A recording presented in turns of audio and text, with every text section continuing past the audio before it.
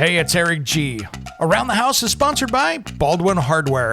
For 75 years, Baldwin Hardware has been known for its first-class quality and craftsmanship in door and cabinetry hardware. As an alumnus of the Baldwin Hardware Design Council, I can say I have seen the details and quality from design to the finished product. If you're looking for a new style and old-world craftsmanship, I can tell you there is only one Baldwin Hardware. Check out what would look great in your home at baldwinhardware.com.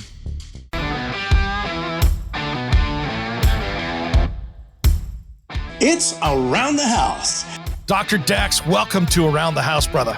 But basically, what these heat blankets do is they're designed to repair carbon fiber on Boeing jets. Yep. Okay?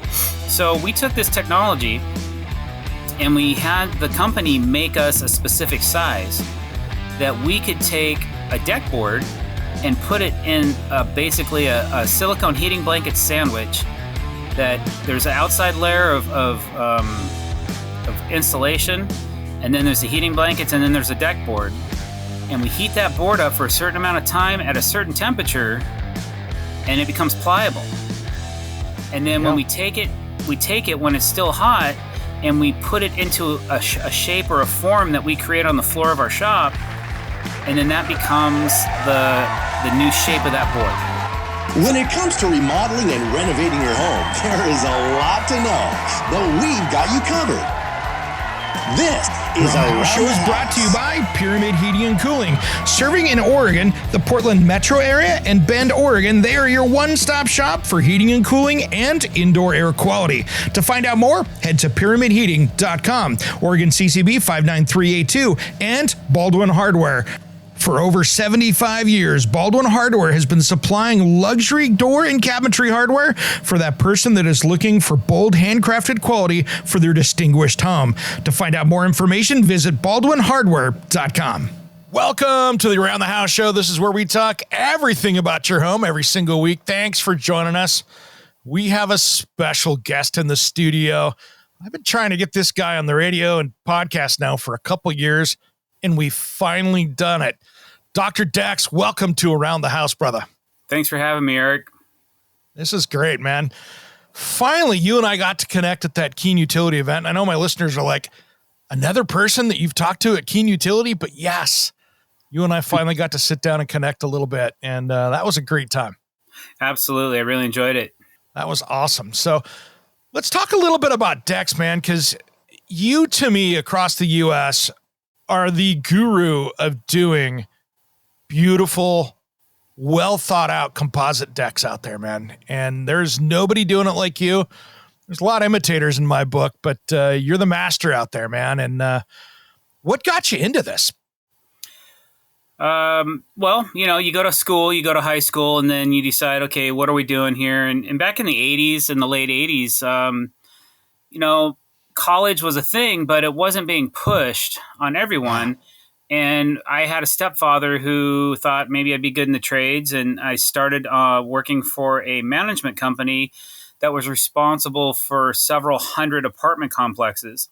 And they put me on a carpentry team. And I was basically, pretty well built and a lot in better shape when I was younger. And they're like, hey, you can rip these decks out for us and then go from there. And I had worked with my father a little bit in the summertime, learning some of the points of carpentry, but I really kind of got my feet wet working with these people in the in this apartment complex.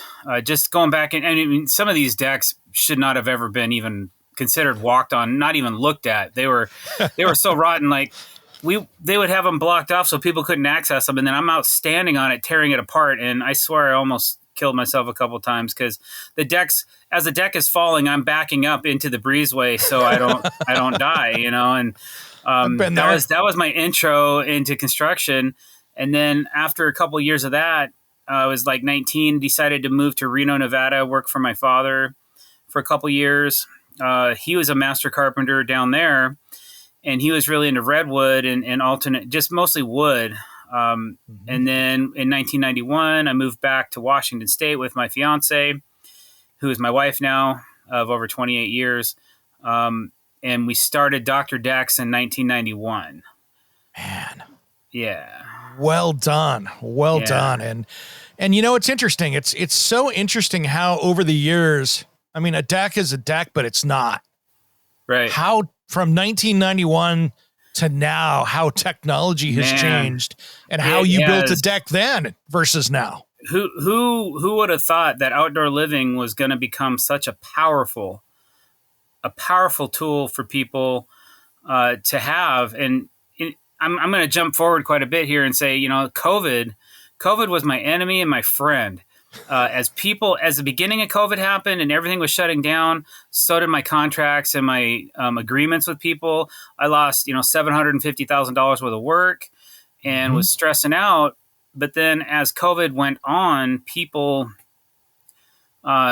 realized, hey, we're staying in this house. I mean, I'm in this house for 26 hours a day, and I Let's need a make it place I can cool. get outside and do whatever I want to do outside. I felt bad for some of these people, and so the creativity that has come forth through the years. I used to bang out wood decks. That's why I got my Sure. start.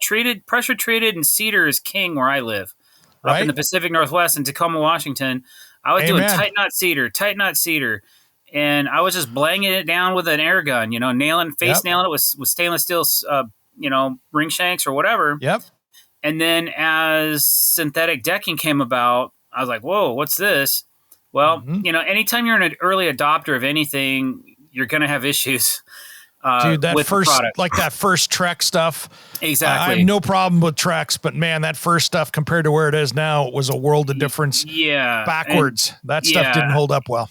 Yeah, exactly. It was just ridiculous. So, as technology advanced and then we're introduced to PVC.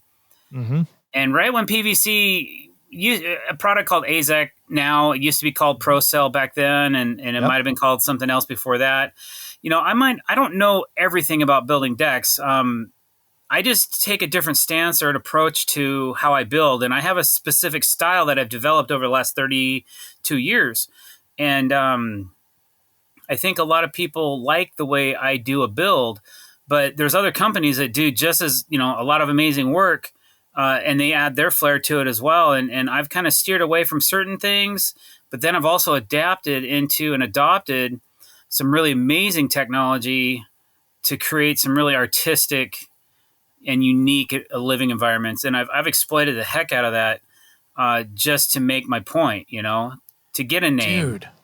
And what you've done with curves and half circles and inlays is what blew the industry up. Yeah, automation, which kind of took a break from because we actually filmed a pilot television show around deck automation. And what deck automation is when you take electronics and you actually make parts of decks move. Mm-hmm. And I was like the only guy doing that, to my knowledge. I was making hatches and panels, and then I was like, let's make a barbecue up here with a remote control, and let's make a set of tables and benches pop up out of the deck. And I was doing all kinds of crazy stuff. And we aired on nationally on the DIY network. We aired twice in the same night. We did not get a series. I got as close to getting my own television show as you can get without getting one, basically. Yeah. And I caught it. I saw it. So it was good. I liked it. It was. Hey, I thought it was pretty good too. I left everything on the table at that point in time, everything I could. I was working from dark to dark 7 days a week, giving away my time, my blood, my sweat, my tears, all of it for the opportunity to possibly get that big break. Mm-hmm. And it didn't happen. And that was unfortunate. It took me about a year to get over that. But in the meanwhile, I think that was a blessing in disguise, brother. Let me tell you what. Because, and I'll say this from knowing so many friends out there that came in that way, kind of into the home improvement at your time that you did it. If you'd have done that 7 or 8 years before, you could have been making really good money at it on HDTV DIY network. Right. But the stuff now, that's like $500 a week. And yeah, per talent. If you're the talent, you make 500. Here's the deal: if you get 3 years out of a series, if you get bought for 3 years, then is when you start to actually make money. But how many of these shows do you actually see make it 3 years? Most don't. When I did this show, it was 2016, and flip shows were the thing, the hottest thing. There was 30 shows vying for 2 slots on the on Scripps Network, on the DIY network, which Scripps owns HGTV, DIY, Food Channel, Travel. At all that time, that's who owned it. Okay, and they chose 2 flip shows. Yep. I should have called my show Deck Flip, and I probably would have had a better chance of getting bought. I totally agree, but at the same time, man, that would have been really good for you, but I think it would have also been such a boat anchor for you as well that would have held you back. Yeah. Because you wouldn't be doing all the stuff you're doing now. Yeah, man. I mean, after that, I kind of delved really into, I've always been into deckboard bending, and that's probably still my passion. I love doing it. I don't do it every weekend. Like, I'm not that dedicated to it, but I've done thousands and thousands and thousands of feet. I've burned up $100,000 worth of products over the last 20 years, mastering my craft. Yeah. And I have some really great art that I want to put out to the internet. And now that I have an audience, I'm going to do that. It's just a matter of when. I don't know when, because I'm just trying to keep my business afloat and keep things going right now, and that can be a total time suck in itself. Absolutely. Let's talk about that board bending for a little bit for people in the audience out there that are going, what is Dr. Dex talking about right now? Let's describe that a little bit so they understand what that is. Sure. Well, I'm known for that nationally and actually around the world because of my social media footprint. But what deckboard bending is we take silicone heating blankets designed by a company called HeatCon in Seattle. Now, HeatCon makes $25,000 hot bonders for Boeing airplane jets. They repair carbon fiber on Lamborghini cockpits on their cars. Some of the team goes over to Italy and they do some testing on some of the newer hot cars that Lamborghini's making. But basically, what these heat blankets do is they're designed to repair carbon fiber on Boeing jets. Yep. Okay, so we took this technology and we had the company make us a specific size that we could take a deck board and put it in basically a silicone heating blanket sandwich that there's an outside layer of insulation, and then there's the heating blankets, and then there's a deck board. And we heat that board up for a certain amount of time at a certain temperature, and it becomes pliable. And then when we take it when it's still hot, and we put it into a shape or a form that we create on the floor of our shop, and then that becomes the new shape of that board. So basically, we take a firm, straight deck board, we heat it up and turn it into a spaghetti noodle, and then we turn it into the shape we want. And if we're good, we do it to perfection where it looks like it came from the factory that way. But oftentimes and not, there's always some kind of a small imperfection in the board because there's just too many what ifs. Yeah. And every color has to be heated to a different temperature. Every brand is different. We don't really do a lot of cap composites anymore. PVC is where I'm at. Like, that's my love. I love AZEK decking. I bleed AZEK, so that's the stuff I use, and it's a great product to do what I do with. Well, and for you get the luxury of being familiar with one brand. You know exactly what it's going to do. You're not dealing with the 6 different brands that are out there and this company's house brand that maybe made it this way one year and makes it that way the next or whatever. Yeah, I've pretty much touched them all. And I've kind of backed off of some of that. Some of these newer boards that are coming from China, I haven't really messed with those. I'm kind of sticking to U.S. made products that I really enjoy working with. And so 15 years ago, when I was doing this and I was getting it on the cover of Professional Deck Builder magazine, AZEK's it was TimberTech back then. Yeah. TimberTech and AZEK were actually separate companies, and TimberTech had XLM, which was a PVC. Yep.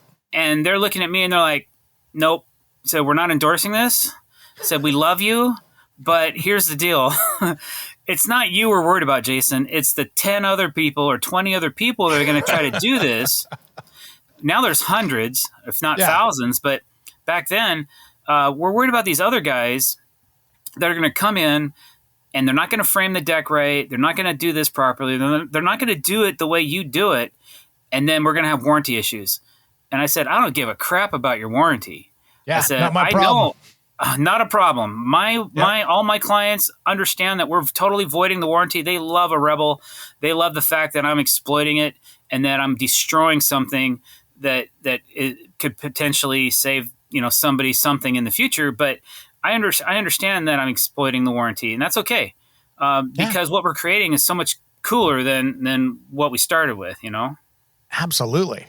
And that's cool. I mean, I remember the first time seeing your stuff, I was like, all right, this cat's got something different going here. And I thought it was stunning just with the stuff you do with that and the railings and everything else. And one of the things that I really appreciated out of it is that's the pretty stuff. But man, when it comes down to the framing of that deck and the protecting of that framing, dude, you are as brutal as anybody on doing that right. And I love that. And I think it's worth talking about for a bit. We both live in the Pacific Northwest, and you get just as much, if not more, rain than we do. Mm-hmm. And I've torn out hundreds of decks. Yeah. So I got some guy in the East that's commenting on my posts and saying, why are you using so much waterproof membrane tape on your framing? You're just working for G-tape and you're just trying to sell more product. And I'm like, hey man, you're entitled to the way you feel, but if you see, why don't you just go back and look at some of the demo videos I've done and look at the crumbling in my hands when I grab something that's 20 years old or younger and it crumbles in my hand, right? Yeah. So why put on a deck surface that you could get technically 30 years out of it and have framing down there that might last 15 or 18? Yeah. Yeah. So anytime I started using, back before G-tape was a thing, there's this stuff called Vicor. Back, I would say as early as 2000, I started taking Vicor and cutting it into strips and putting it on top of flat blocking to protect it from getting moisture. Yeah. And I'm not saying I started any kind of a trend or anything, but I was the first one in the United States to ever touch G-tape. I knew the guy at the distributor. We actually got G-tape on our TV show. And I guess the people in Japan were going berserk because they thought that was the coolest thing, that their product. And this is like 2016. That's when G-tape came out to the States. It'd been out in Japan for many, many years because they use it in the automotive industry and all these other places. But it's actually owned by Mitsubishi. And it's funny how you can make a footprint and not even realize what you're doing with it until somebody says, yeah, these guys in Japan were really digging what you're doing with their product, It's like, well, I was just trying to protect some framing. Yeah, right? You're just doing what you got to do to get this client that paid you good money to do the project. You're like, I'm going to do all I can to protect their investment on this. Right. So I think it's a worthwhile investment, at least the joist tops. But, I protect the beam tops and everything else. It's anything that water is going to sit on and fester, or if pine needles, and we have a lot of that kind of stuff here. Oh, dude, that stuff's the worst. It is, and it's stuck in between the deck boards, and that's the first place your framing rots. Do you want to be an Around the House insider? For less than a cup of coffee a month, you can get exclusive extended episodes, early access to the weekend show, and exclusive access to me, Eric G, for project questions and comments. Click on the link on your podcast player in the show notes or head to aroundthehouseonline.com and look for the Join Here button. Plus, the exclusive episodes are nearly commercial free. I don't want you to miss out on any of the giveaways or special offers. Thanks for tuning in to Around the House. It's Around the House Show's largest giveaway yet. We have teamed up with Power Equipment Direct and Gen10 to give away the latest in generator safety technology. The grand prize is a Westinghouse 15,000 watt electric start portable generator with a Gen10 XL Extreme NFPA rated generator tent. There will also be 3 second prize winners that will win a Gen Tent safety canopy, and 4 third place winners win a Gen Tent signature t-shirt. Head to aroundthehouseonline.com for a link to the contest so you can answer the 7 quick safety questions to win. Contest runs from June 1st, 2024 to July 3rd, 2024. See the link for all the contest rules and conditions at aroundthehouseonline.com. I still have to go through my deck I have a really cheap battery-powered plug-in power washer, which is great for cleaning that stuff out. I want to hit the deck. Yeah. So it's not that good, but it's perfect because 3 times a year on my back deck, I'm out there knocking that stuff down because it packs up in between every one of the deck boards. Yeah, all the time. And they even make tools called the deck flosser, and there's all kinds of people that have come up with ideas to do that. But I think your idea is probably the best. Just a light pressure washing to clear the gunk out is a great idea. That's all I do. And that's all that thing ever does is just cleaning off the deck with that just to keep it good. Because, yeah, you're right. And that stuff gets packed down in there in the Northwest. And if you've got that pressure treated wood, even ground contact wood, that stuff just loves to tear that up. Yeah, it'll still rot, man. If it's in the wrong environment, it does not matter. I don't care what people say, how long it's going to last. You gotta protect it. Absolutely. Absolutely. Well, and you have been doing recently, and I see more and more of it. And I don't know if it's just that I'm catching it more and more on your channel, but man, your 2 and almost 3-story decks that you've got going out there are pretty spectacular. Thank you. I've been building a lot of squares and rectangles lately, and I don't, personally, I love doing curves, but I pitch it to everybody, but there's a lot of conservative clientele that really, that's beautiful. They think I'm going to really ding them for it or something. So they just we'll keep a rectangle. Well, if I'm going to build a rectangle, I'm going to build a really nice one, Yeah. And those double deckers are really cool because what we're doing is we're waterproofing the upper deck with a waterproof membrane and, or like I actually have a masterclass on it of waterproof bladders. And so we put a waterproof bladder on the upper deck, and then we soffit the underside, so it becomes like a really nice place to hang out. 3 seasons, even 4 seasons if you got the heaters kitchen out there, all those great things, right? Absolutely. So that's kind of a cool feature, and we're doing more and more of that. Instead of doing a patio cover, we're actually just building another deck above it and waterproofing it, and then they get that balcony. Now, this last one we're doing is pretty big. It's like a 16 by 20 upper, and it's free spanning, so there's no posts in the middle of the deck or anything like that. It's really nice, and the client is very happy right now. So we're just, trying to get that one buttoned up here. So you're using that bladder system where basically you're putting that sheet rubber over the top of, I'm going to oversimplify this, but just so people can get an idea, is taking that flexible rubber sheet and drooping it down in between those deck boards to create a trough. So when the water comes through the deck, that you can take it over towards a gutter system. Correct? Right. You direct it away. You cut EPDM pond liner into wedges, and then it's tight at the house, and it has more taper towards the outside of the deck. So when you install it, it gives it natural drainage, and you do that all within the joist bay. And then you overlap the layers and you put additional tape on to protect the screws, going in so that they don't leak. The whole idea is that you're creating a completely, and it also protects the joists and the framing. Yeah, it's perfect, right? It's like the perfect waterproofing over the top of that. Yeah, so you're protecting your frame and you're getting a nice dry space below that. And in this case, you're getting a dry space below that and on the ground. Yeah. You don't have that mud mess underneath the deck where it's come through and tore the dirt up down there. You can almost see where the deck boards are sometimes on houses in the Pacific Northwest where it drops down and it almost cuts holes in the strips in the ground below. Good graphic. You're explaining that very well, Eric. It's just what it is, and it's funny. You're right. I see it all the time, man. Yeah. And so it's crazy. And what I like about this whole thing too is it doesn't, you got enough angle that when the rain and the water goes, it doesn't collect up so much of that. It's not like it's super flat. So any pine needles and stuff that get in there, it's just going to get washed out into that gutter system. Correct? Yeah. Mike Gurton, I love Mike, by the way. He's a good guy. If you guys don't follow him, maybe search him out on Instagram. He did one 20 years ago, and a similar style that I do. And he tore the decking up because the decking was bad. I don't know if it's one of his rentals or something. Mm-hmm. And there was hardly any sediment after How cool is 20 that? years. Yeah.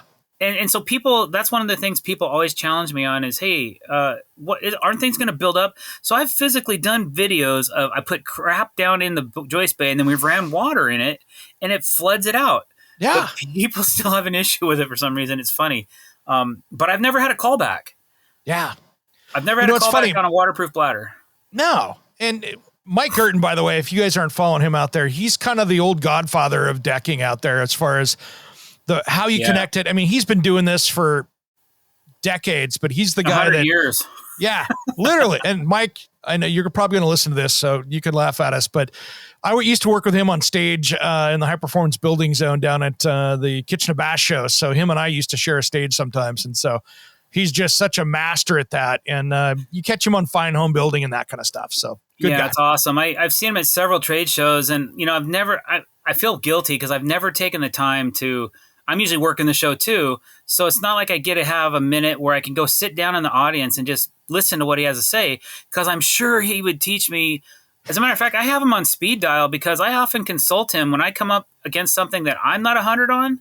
Because it happens to all of us, right? I'm a professional deck builder. That's what I do for a living. I've done it for a long time. But to have a vote of confidence from somebody that you could really trust, he always picks up my phone calls too. Like, usually I don't ever go to voicemail with him.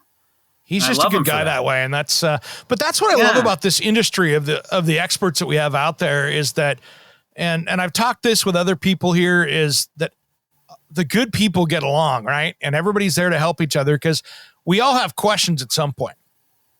Yeah. Yeah. All of us. And if you don't, then you might be getting cocky and putting yourself in a position where you should be asking questions. Some of these younger builders, I'm looking at some of the stuff they're putting out and I'm just like, man, they're putting screen rooms and all kinds of accessories and really lighting it up right. And they're staging it perfectly. I'm like, man, I never took the time to stage anything hardly. And, like when it comes to competition, like we enter our decks into a national deck building competition. And I'm looking at the competition this year. I'm like, man, I don't even know if I'm going to enter anything because I don't think I have anything worthy of placing except the one I'm building right now. If I finish that in time, I'll probably enter that. But I don't know if it'll even place because there's just so many similar type builds that are just money. I'm just impressed. Completely. And that's good. I like it when, somebody like you that's gone out there and has been a trailblazer and, it's risen the water and bringing all the boats up too. Cause there's other guys out there that are going, all right, I see how he's doing it. I better do my stuff better. And there's nothing wrong with that. We're elevating the game. That's for sure. And I'm not saying that out of conceit. No, I'm saying it because I get DMs every day with guys telling me that. And I'm glad that, I've talked to beginners, I talked to attorneys and lawyers, I talked to pizza makers, and I talked to carpenters. There's a ton of people that follow and that are constantly asking me for information. Nice. It's overwhelming at times. Oh, I bet. So what are you doing for deck fasteners these days of holding that AZEK down? Yeah, we're doing one of two things usually. We're either face screwing and Cortexing it with a stainless steel top lock screw, which is now available to everybody, by the way. Nice. Or we're using the Fasten Master Fusion Lock gun, which is more of a professional, made for professional deck builders. It's a little quirky. Some guys don't like it because, a clip might slip here and there. But when you use it every day or every week, you kind of get used to those things and you get through it. But those are usually the only two. I've used other clips before. I'm not going to mention any brands, but I've actually had some issues with the screws snapping, and I've had to go back, and then I had to Cortex a bunch of decks anyways. Yeah. Because the ends all snapped on these, because PVC moves, man. It's going to move. It gets hot. It gets cold. It grows. It shrinks. Mm-hmm. And when it does that, I used an impact driver to drive these screws down, and I wasn't supposed to. But I'm like, hey, man, we're going to produce too, and after I talked to these guys, I had 6 decks do it. And I'm like, I'm just done with these. I'm sorry. I can't use these. So, Well, and some of those screws are so thin. They're just, yeah, they're just, yeah, they're thinner than what your iPhone charging cord is. You know what I mean? They're just these little tiny things. And right. even when they're stainless, there's not that much meat there, especially when you put a lot of torque on it, putting it in. Yeah, those top lock screws, though, that's the absolute best way to fasten down a deck. Even with the Cortex, with the AZEK vintage product, you can barely see the corks. But if you look hard enough, you can see them. Like, it depends how particular your clients are. Yeah. And I mean, that's the thing. I mean, the client, depending on how they are, they can go out there and get on their hands and knees with blue tape if they want to, but there's always that guy. But really, it's a deck. And, that's so much better. I mean, think about where it used to be with ring shank and cedar. You didn't care. Yeah. Right. Yeah. If you chalked your lines off, you're lucky. There's I swear I was with a friend, and he was a deck builder, and he subbed everything out. He didn't do any of the work himself. I don't do that. I actually am on every job every day with my team building. And he had this guy that was just air nailing off this deck, and he was trying to do it as fast as he could. And he was missing the joists. He was hitting the cracks with the nail gun and splintering the sides of the decking, and he wasn't even on the joists. And I looked at this guy, and I looked at the owner. I'm like, dude, you better stop him. He fired him on the spot. Like, where did you find this guy, man? Like, he kind of like, he was on something, because he was going way, way too fast. And it's unfortunate that people like that give us a bad name in the industry. And I'm trying to change that, man. I mean, I want to put out, when everything I touch, I want people to look at it and go, dang, that's nice. That's better than average. That's above average. That's dude, your stuff is stunning. And I'm not just saying that because you're sitting here on the show. I mean, for me to refer back to what you're doing on this deck stuff, man, it's amazing. It's beautiful stuff. And you can tell the care that's been put into it. Yeah. I mean, every project that I build, it's like it's mine until I'm done with it, And absolutely. That's why I treat it. Guys get tired of me, like, complaining to them all the time. It's like, man, I'm not in first grade, bro. But if I don't remind you not to do that, I just sat there and watched you do it. Exactly. So somebody's got to be responsible for it. Your name's on the warranty at the end, brother. There you go. And I can't tell you, even the little stuff, I have to go back in the evenings and weekends and fix, because none of my guys are going to get up at 6 a.m. on a Saturday and go do it. Nope. So it's up to me. But it is my name and it is my business, so I'll put it behind it, man. No question. That's why you only get one reputation out there, and that's why you've been owning it, man.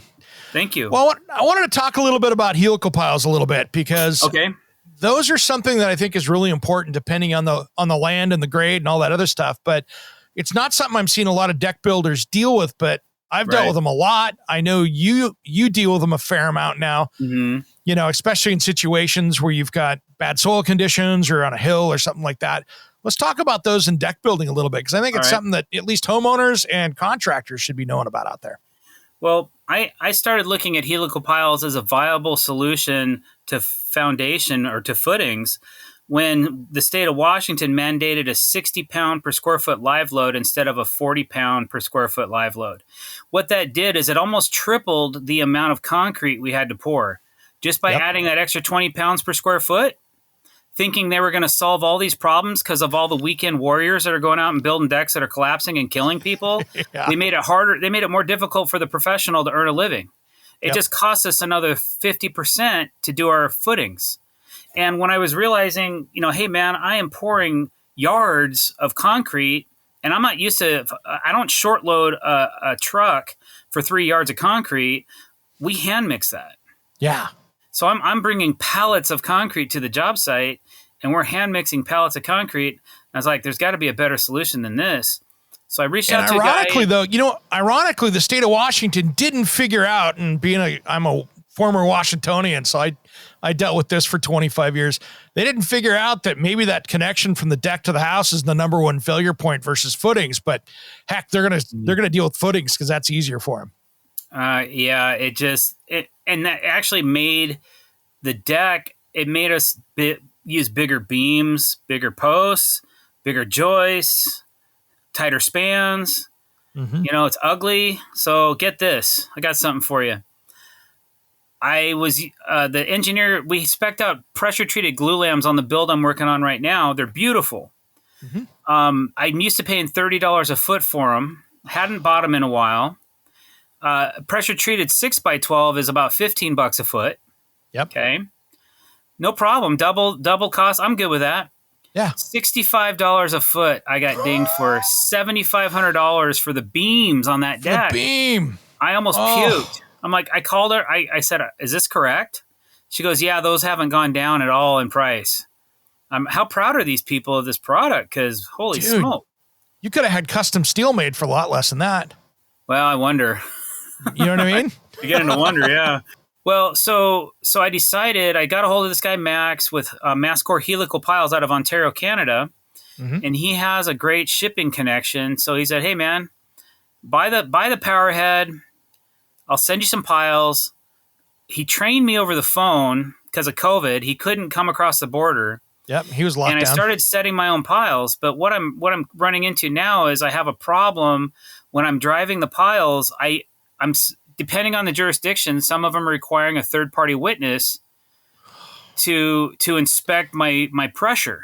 Yeah, because they need to see what that pressure load is to that way you know the depth. I'm actually recording all that every pile. I'm taking photographs of the pressure.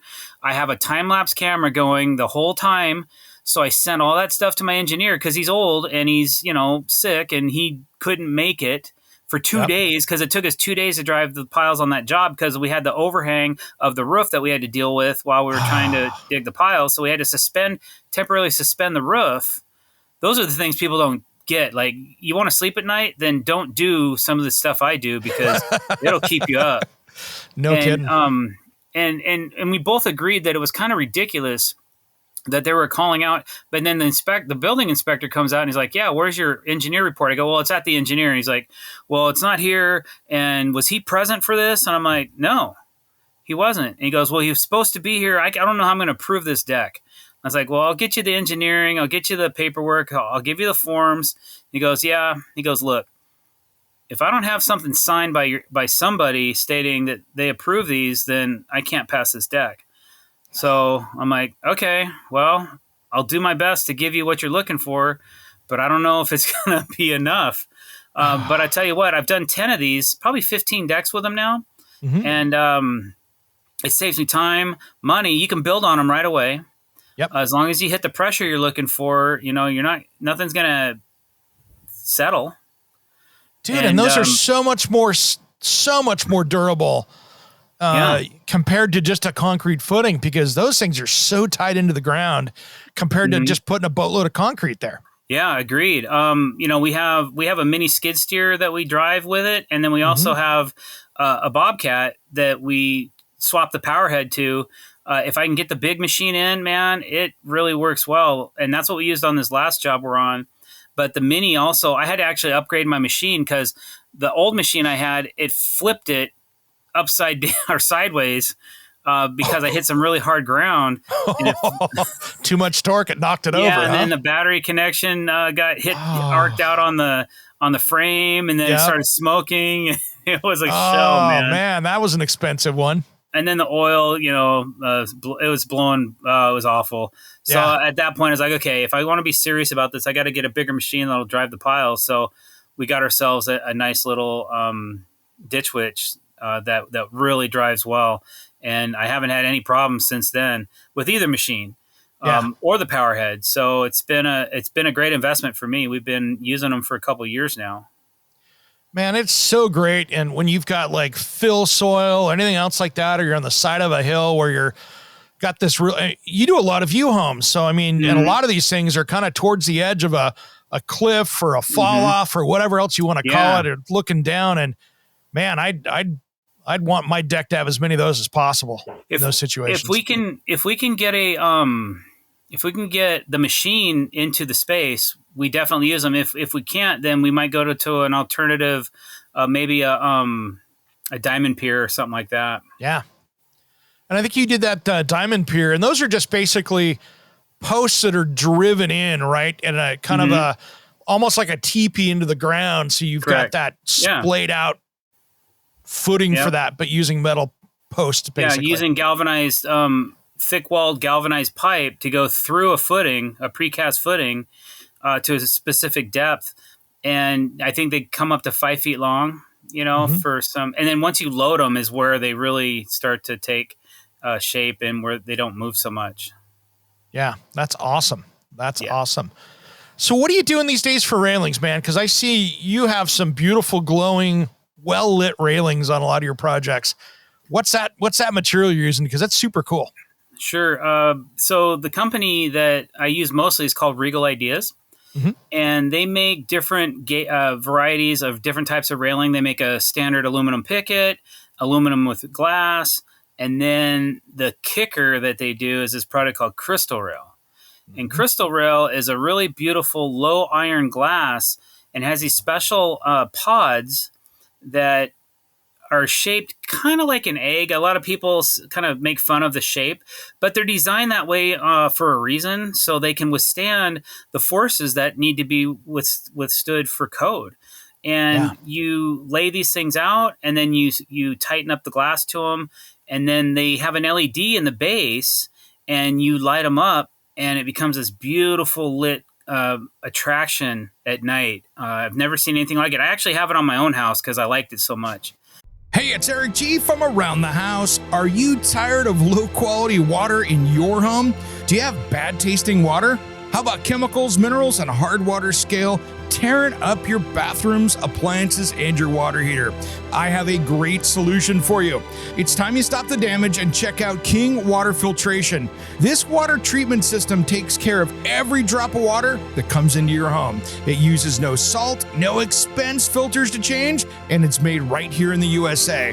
Plus, it prevents hard water scale. To find out more information, head to kingwaterfiltration.com, and if you use promo code ERIC-23, it will give you $1,000 off MSRP with a discount on a filter that will resolve those water quality issues.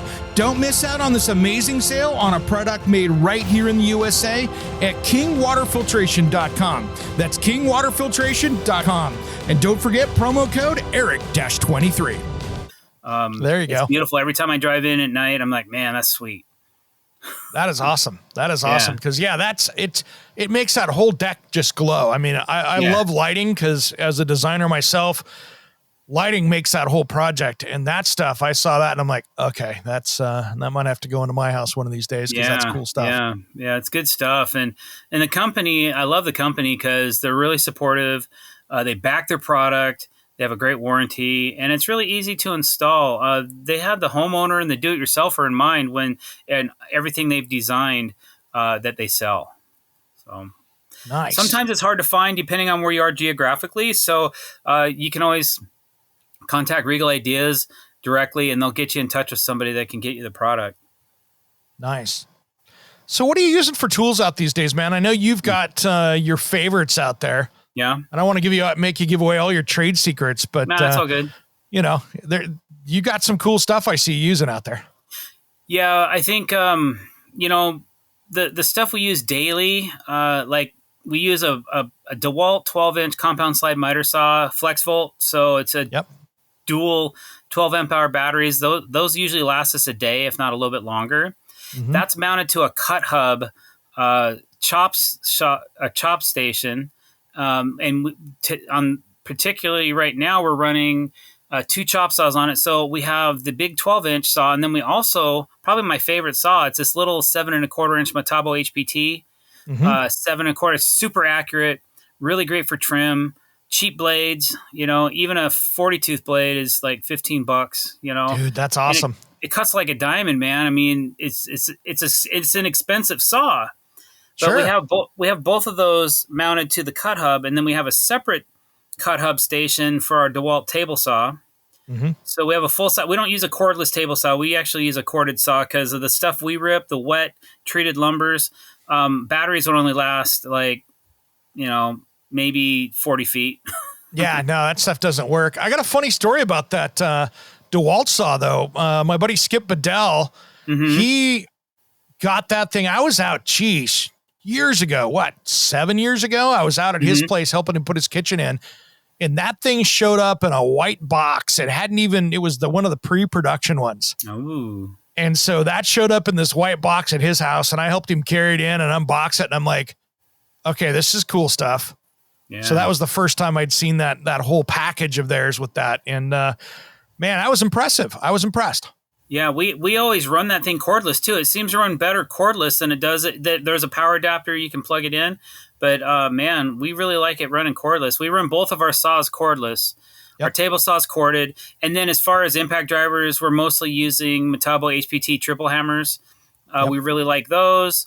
And then as far as our finish guns, we're running DeWalt, Metabo, and then Passlow just sent us a really cool cordless gun. And I was shooting some YouTube videos with it today, and I was shooting into some steel, and I broke the driver on it. It felt so stupid. I was trying to get the gun to jam. Remember we were talking about jamming guns? Yep. Well, we shot that video today for our YouTube channel. And then I'm like, hey, man, it's not resetting. What's going on? And I tore it apart. I'm like, oh, man. Broke the driver. Oops. Yeah, I got a gun that I think I've done that too here that I haven't quite taken apart yet, but I think that's exactly what I did as well. So I'm going to send it back. They told me, hey, we got 2-year warranty on it. Send it back and we'll send you a new one. I'm like, okay, I'll do a video on it. You know, that's what they want. They want me to do a video about it. And then we're going to do a giveaway. So perfect. Because it's so light. It's like a Tinker toy compared to most other guns. It's so light. But really? it's gas powered, gas and battery powered.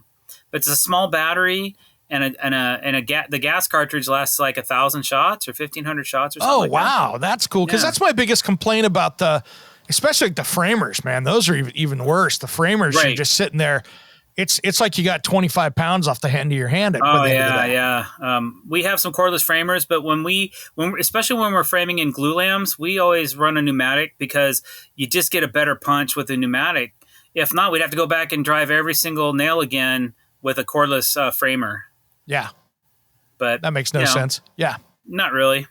If the wood's really wet and it's all pressure treated, then we can use the cordless guns on it. Yeah. Yeah. That stuff's so soft, especially with, in the Pacific Northwest here, we have that pressure treated wood. It's not like some of that southern yellow pine you see everywhere else. This stuff here that it is soaking wet when it shows up in most cases. Yeah. And it's heavy, it's wet, and the saws hate it, but the guns love it, right? Right. Exactly. Yeah, you can always get good penetration on a nail gun with it. Absolutely. Just like butter. So what do you see going? What are some of the next things that you see out there with Dax and the future with these composites? Because I know you talk to the manufacturers a lot out there. I'm so impressed where we've come over the last 5 or 6 years. My parents, when they built their house in the Tri-Cities in Eastern Washington, they put in that Trex fencing product that came out. And that was a mistake. That stuff, uncapped. It was the original kind of, oatmeal-ish kind of composite. And you put that on a 115-degree day, and it looks like a Willy Wonka fence. Yeah, it's unfortunate.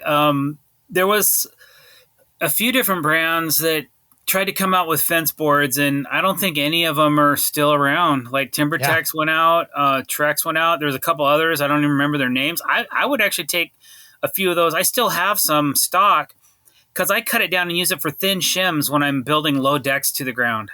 That makes sense. Oh, yeah. Like, if you have all the different thicknesses, man, it makes it really easy to shim up a 3/8 inch, a 1/2 inch, 5/16, whatever thickness these boards were. So I have like a little hoard of it, in my boneyard that I always go to, and we'll just hack it down into 3.5 or 5.5 inches or whatever we need, and it works really well because we also buy composite shims. I used to use cedar shims, but they deteriorate. Yeah. So plastic shims don't. Yeah, so the cedar ones come apart pretty quick. Yeah, absolutely. I crawled under a deck once that I'd built like 10 years later, and the plastic, the cedar shims had rotten, and the post was sagging. I'm like, well, there you go. That's why it's sagging. So just throw some plastic ones under there, and we're back in business. You know, one thing I like that we're starting to see out there too is, and I want to give a shout out to like Simpson Strong Tie. Mm-hmm. They've come out with some brackets and some stuff that are really starting to make sense as far as decorative and functional, because over the last 30 years, it's just been this galvanized stuff that ain't pretty, but they've really come out with some neat stuff. Outdoor accents. It's a thing. We're using more and more of it on our builds, and it beautifies things, and the clients really like it. I didn't tell these people they're getting a free upgrade on this last job, but we put that stuff all over the deck, and man, it really enhances it, makes it look nice, and people seem to love it. So.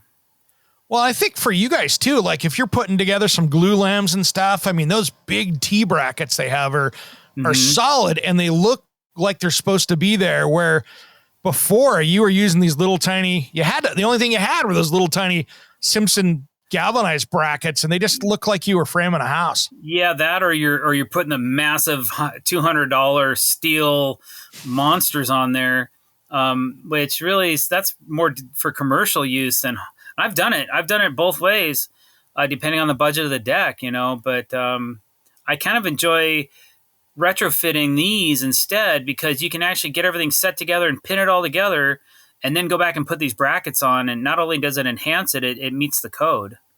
So see, that's the best of both worlds with that, which is awesome. So I'm going to be promoting those at Deck Expo, I think.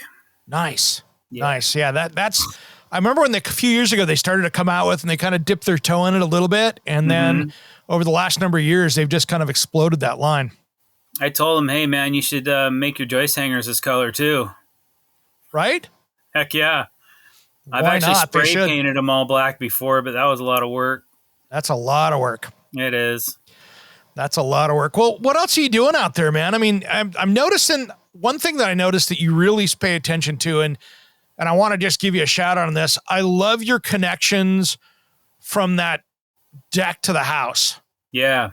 I mean, you and Mike Girton both have that down so well of getting, and it's such an important connection of getting that stuff tied in, taped up right, all the right flashing in there, all those details. And that on your homes that you do, man, you got to do a lot of surgery sometimes on siding, but it sure looks good when it's all done. Yeah, we do. A lot of guys don't want to touch the siding of the house. They just want to put their deck to the house, and they don't want to see what's behind there.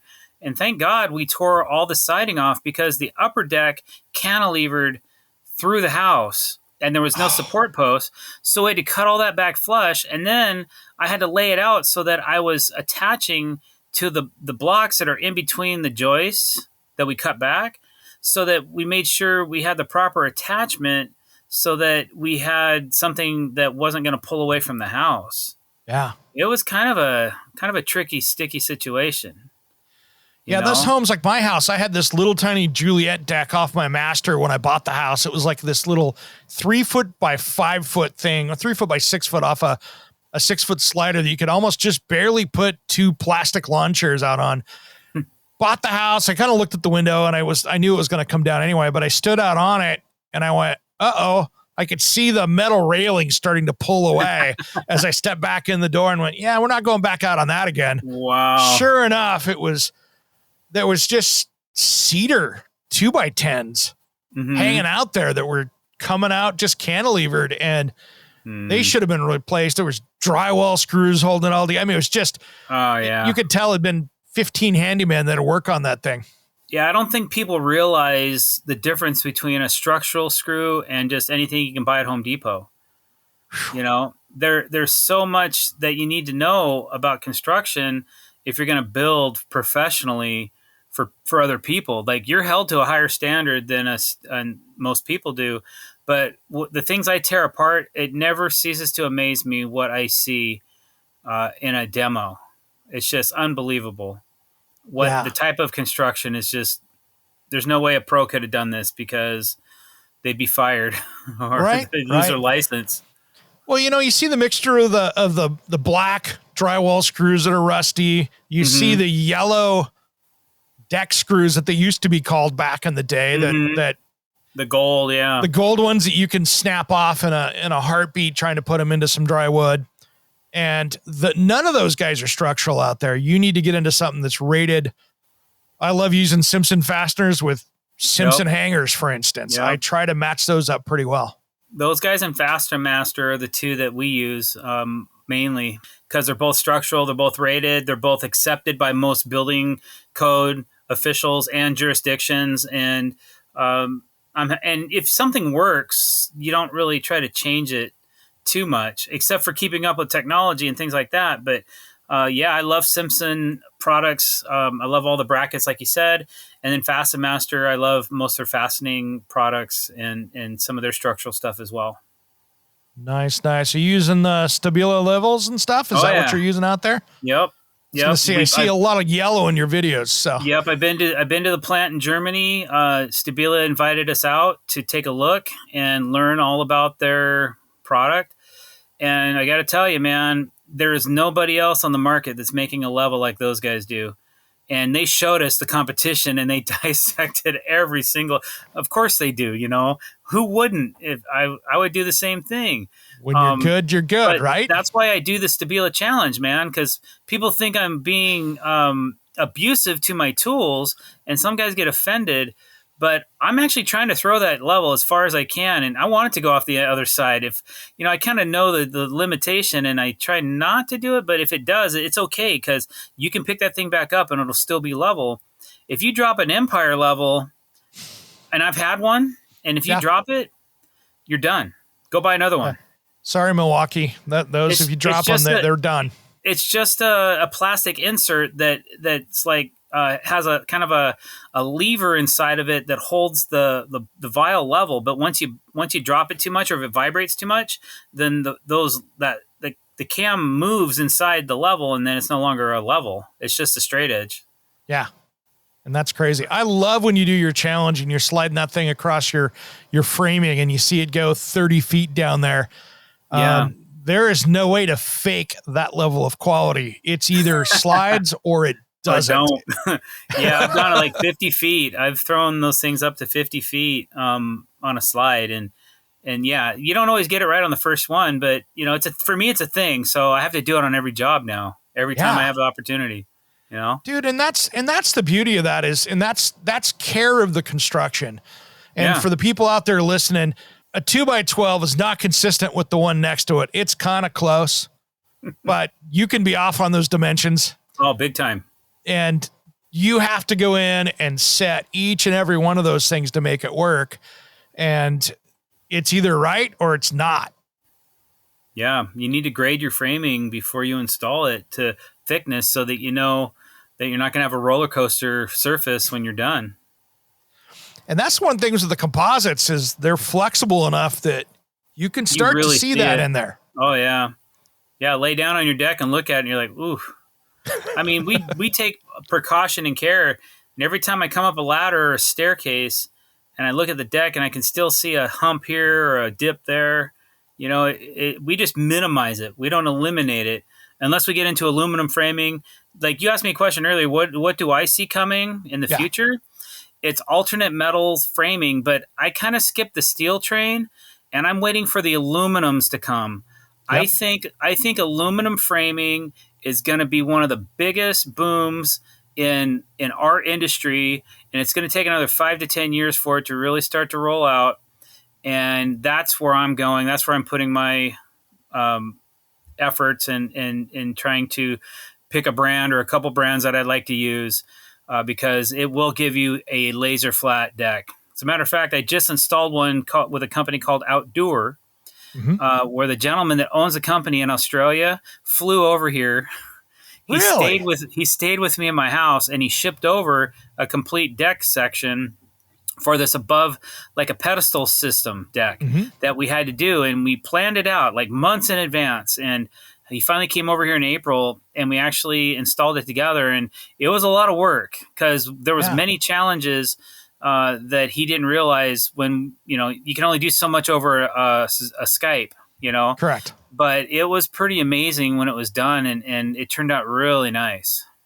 Well, you think about that. If you're putting down a deck product that's got a long warranty, you've got aluminum in there that's very consistent and is virtually weatherproof. Yep. 100%. That's a solid system right there. You can put a deck on it and get decades out of that without having to worry about And for you, you're not having to put all the wrap on it. You're not having to do all the waterproofing on the deck board, on the joists and stuff. So it's probably going to go quicker in the long run. Well, use less material. He had an interlocking clip system too that we were able to use. So it locked all the boards down, and then we only had to fasten it like every 5 boards. That's crazy. It was cool, and it doesn't move. No, yeah, it's not going to. No. There's no spring in that thing. And then there's also Cortex Driller. FastenMaster actually makes a Cortex fastener that can go into the aluminum, and you can Cortex it, and it locks it down, man. So we pinned all the ends on that deck so it wouldn't move around. Yeah. Dude, that is awesome. Okay. Yeah. You got me looking at that now. That's cool stuff. And I think you're right. And you're not going to see the challenges we see with lumber prices and availability, and, aluminum's aluminum. They can knock that stuff out. Yeah. Yeah. I think mostly like what this guy his issue is, where to import it from, where to import it to, and then how to get it to the States and warehousing and all that. But you're like Port of Tacoma. Exactly. We talked about it, but he's a busy guy. He's got a $30 million company right now, and he's trying to grow that to 100, and he's going to do it with this product. I can tell you right now, it's pretty. He's actually developing a framing system for us in the States because we're so into our nominal dimensional 2x8, but we can use a 2x8 and span it 14 feet. Instead of 8 feet or 9 feet. Hadn't thought of that. Yeah, you get totally different spans out of this. And it's flat. Wow. Yeah. All right, man. That's cool. You can build thin with it. Their system, they have all these varying widths, so you can build a 2.5-inch thick deck. How tricky. In a contemporary house, could you imagine doing that where it's just... Yeah, laser thin. That would be laser thin. Like for those those flat rooftop areas that people have rubber or whatever membranes and stuff on them, top mop on them, whatever. Yeah, this is a cool. That's why we had to use his system, because I couldn't do a traditional. If I would have done a wood frame, it'd probably already be falling apart by now. Yeah. So good call. Good call. Yeah, man. So that is cool stuff. You heard it here first, guys. That's the trend from Dr. Dax. That's my trend. See, when you cut with steel, every cut you make has to be protected. If you let the shavings go down onto your nice patio or cement, it's going to rust.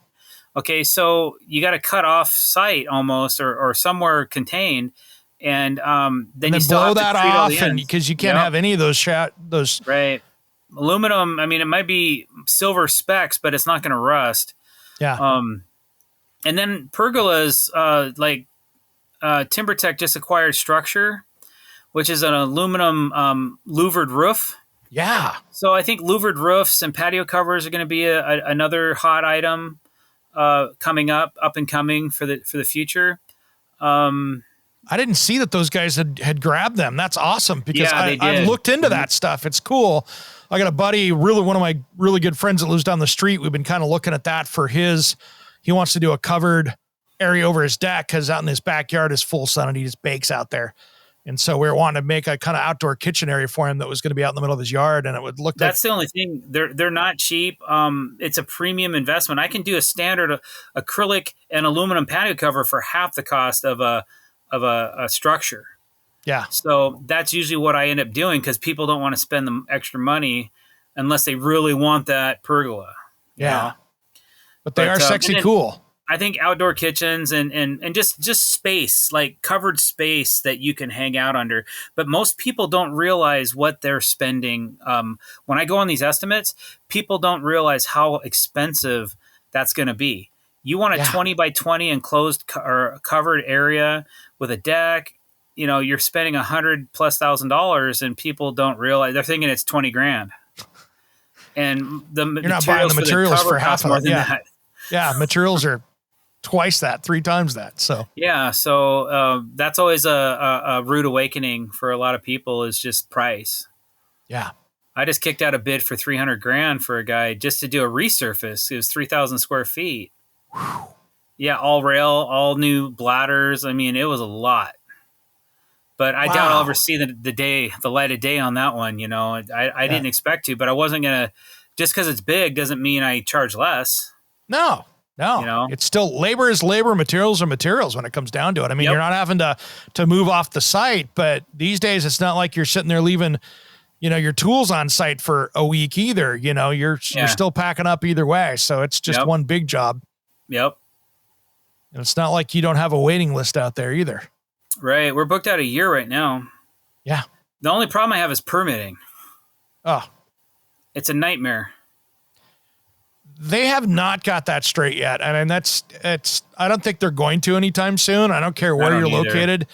It's pretty rare to get, it's feast or famine. When you think, okay, it's slowing down out there, the new home builders are going to not take up as much time. So we'll be able to get remodel stuff. That's when the building department lays off the people in the building department. And then you just have less people you're working with. There's never like a sweet spot there. No, it's unfortunate. It's just struggling with that right now. I bet. Well, brother, we are running out of time. We have blasted through an hour so quickly. Jason, what's the best way for people to track you down out there, man? If someone's going to track you down, social media, website, where do they find you? Well, Instagram, probably number one. That's my most followed site. It's Dr. Dex, DRDECKS. You can go to our YouTube channel under the same handle. And my website is also, if you just Google Dr. Dex, you cannot miss me. we will pop up. And drdex.com. That's my webpage. I haven't updated it recently. If you want the most up-to-date, probably going to go to Instagram. But our YouTube channel is really unique. My son actually cuts the videos and edits and uploads everything. We spend a lot of money every month trying to promote that, and it's all free to you. All I ask is that you click subscribe. That's simple. Yeah. Click subscribe on that one, guys, and that's where you get your masterclass on this stuff. Yes, sir. All right, brother. Thanks for coming on today, man. I really appreciate it. We're going to do this again. Yeah, thanks for having me. All right. I'm Eric G., and you've been listening to Around the House.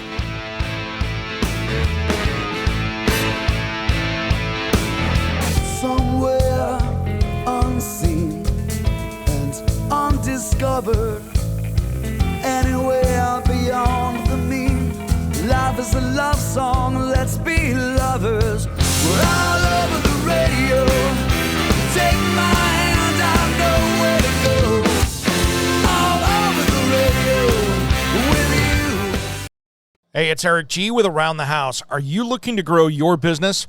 Need a spokesperson for your company? Maybe an MC for an upcoming trade show? Or maybe you want to up your game and shoot some promotional videos? My team of experts would love to chat with you. Head to aroundthehouseonline.com and fill out the Contact Us form, and we'll set something up. Thanks for listening to Around the House.